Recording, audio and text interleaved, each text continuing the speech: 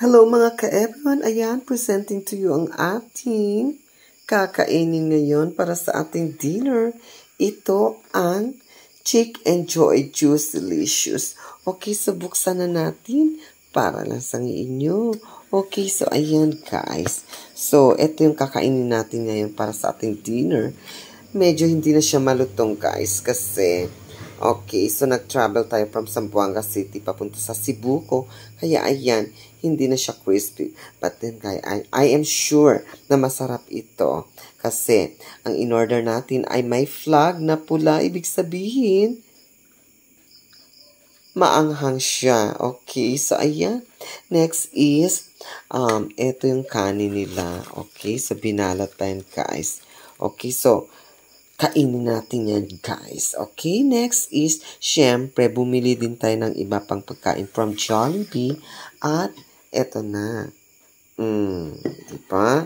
Ito yung burger nila. Okay, so tingnan natin. Okay, so, ayan. So, I believe and I am pretty sure na masarap ito. Okay, so ayan. Meron silang anong bang tawag dito? Ito yung patty nila. Tapos, ito naman yung sauce nila na hindi ko alam kung ano yan. Pero masarap yan, guys. Okay, so ayan. Takpan na natin.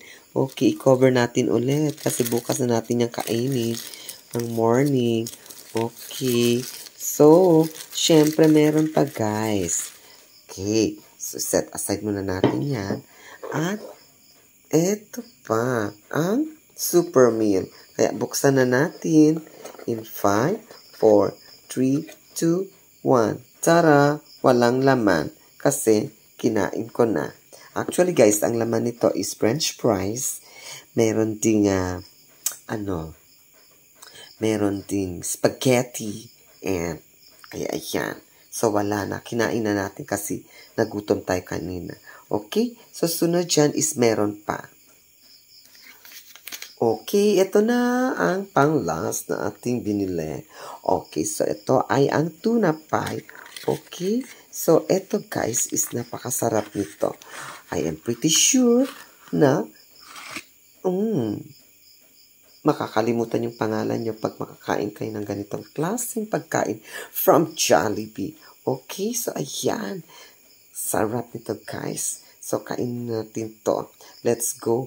At shout out nga pala sa nag-attend sa atin ng yung crew sa Jollibee OK Bazaar Zamboanga City branch.